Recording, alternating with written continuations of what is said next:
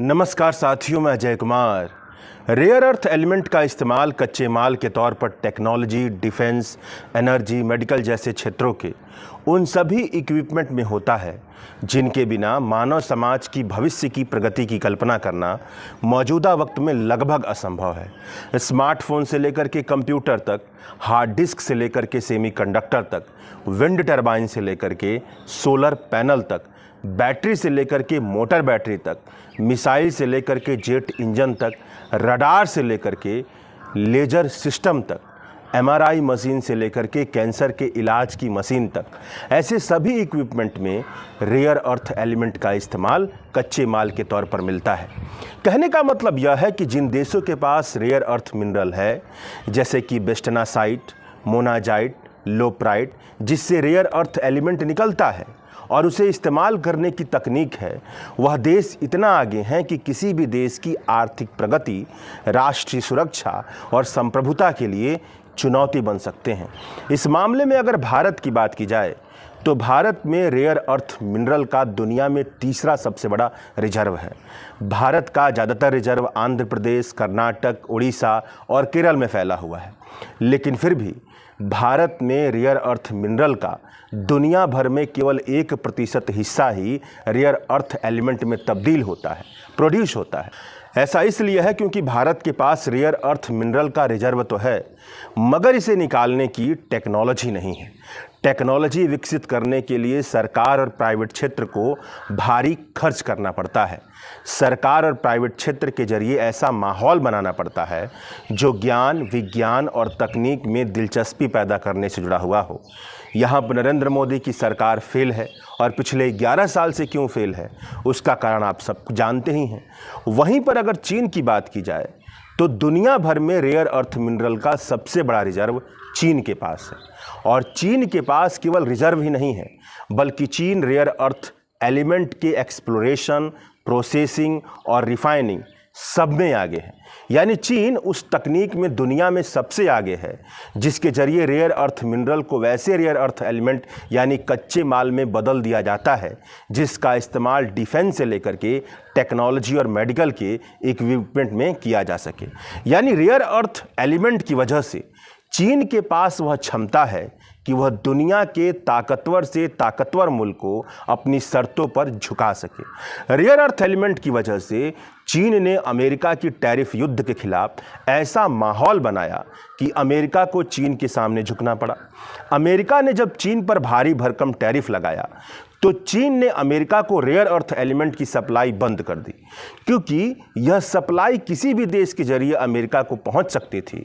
तो चीन ने भारत को दी जाने वाली रेयर अर्थ एलिमेंट की सप्लाई भी 4 अप्रैल को बंद कर दी थी। 4 अप्रैल से पहले के आंकड़े यह बताते हैं कि भारत का चीन से रेयर अर्थ एलिमेंट मैग्नेट की सप्लाई 2021-22 से लगातार बढ़ते जा रहा है।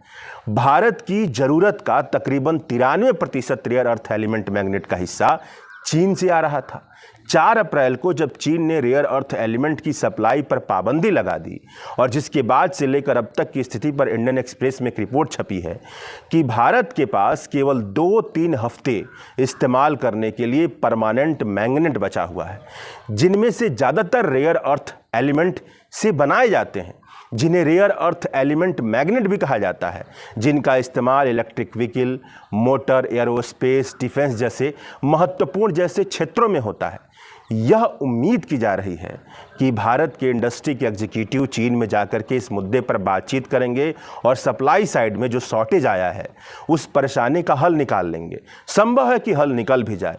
मतलब यहाँ पर यह बात साफ तौर पर दिखाई देती है कि रेयर अर्थ एलिमेंट के मामले में चीन का वर्चस्व चीन को वैसी स्थिति में ले जाता है जहां से वह भारत पर किसी भी तरह की शर्त मनवाने के लिए हावी रहे।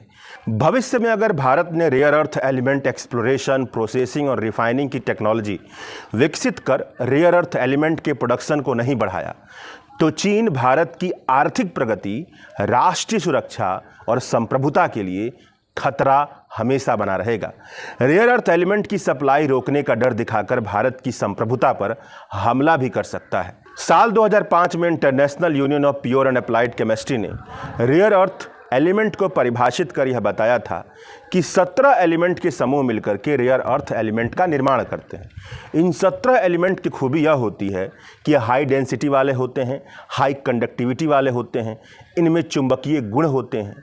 रेयर अर्थ एलिमेंट पृथ्वी के क्रस्ट पर यानी पृथ्वी के ऊपरी हिस्से जिसे भूपरपट्टी कहा जाता है, दुनिया के कई इलाकों में बड़ी मात्रा में मौजूद हैं, लेकिन एक ही जगह में बड़ी मात्रा में उपलब्ध नहीं होते हैं। इनकी माइनिंग कर इन्हें रेयर अर्थ एलिमेंट में बदलना बहुत ही जटिल और मुश्किल काम होता है। इन्हें प्रोसेसिंग और रिफाइन कर कच्चे माल के लिए इस्तेमाल करने वाली टेक्नोलॉजी बहुत रेयर है, बहुत कम देशों के पास है। इसमें चीन का नाम सबसे आगे है। कॉपर, जिंक, निकल, cobalt, lithium, silicon, gallium, germanium जैसे रेयर अर्थ मिनरल का बहुत बड़ा भंडार चीन के पास है। पिछले साल चीन ने अपनी कुल बजट का तकरीबन 1/4 हिस्सा केवल और केवल मिनरल, जो रेयर अर्थ मिनरल है, उसके एक्सप्लोरेशन पर खर्च किया था। साल 1970 के दशक में और 1980 के शुरुआती दशक के दौरान अमेरिका रेयर अर्थ एलिमेंट के प्रोडक्शन में सबसे आगे था। उसके पास एडवांस टेक्नोलॉजी और प्रोडक्शन भी था, लेकिन पॉलिटिकल और इन्वायरमेंटल फैक्टर की वजह से अमेरिका में रेयर अर्थ मिनरल का प्रोडक्शन कम हो गया। साल 1985 के बाद का दबदबा जो रहा है, वहाँ पर चीन का दबदबा होने लगा है। मौजूदा वक्त में रेयर अर्थ एलिमेंट के ग्लोबल मार्केट का 60% हिस्सा चीन के पास है। बहुत कम प्रोडक्शन कॉस्ट और एडवांस और एफिशिएंट टेक्नोलॉजी की मदद से चीन ने रेयर अर्थ एलिमेंट की दुनिया में पूरी दुनिया में मोनोपोली बना ली है।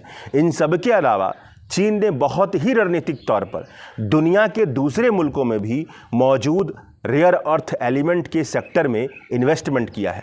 मतलब चीन की यह कोशिश रही है कि दुनिया के दूसरे मुल्कों में मौजूद रेयर अर्थ एलिमेंट पर भी चीन की पकड़ बन जाए। चीन रेयर अर्थ मिनरल के क्षेत्र में सबसे आगे खड़ा रहे। अगर रेयर अर्थ एलिमेंट के प्रोडक्शन में होने वाले प्रदूषण की बात करें तो यह एक गंभीर मुद्दा है। रेयर अर्थ एलिमेंट का इस्तेमाल भले ही क्लीन टेक्नोलॉजी में किया जाता है, लेकिन इसके प्रोडक्शन में बहुत बड़े लेवल पर carbon emission, radioactive waste, dust, waste water जैसे प्रदूषक तत्व भी बाहर निकलते हैं, जिनका पर्यावरण और इंसानों के जीवन पर बहुत बुरा असर पड़ता है। यह भी एक वजह है जिसकी वजह से भारत थोड़ा झिझकता है। तो सवाल यह बनता है कि इससे बचा कैसे जाए। इससे बचने का भी यही उपाय है कि ऐसी टेक्नोलॉजी के साथ प्रोडक्शन किया जाए जिससे बहुत कम लेवल पर पॉल्यूशन हो। जैसे कि निकल एक रेयर अर्थ मिनरल है।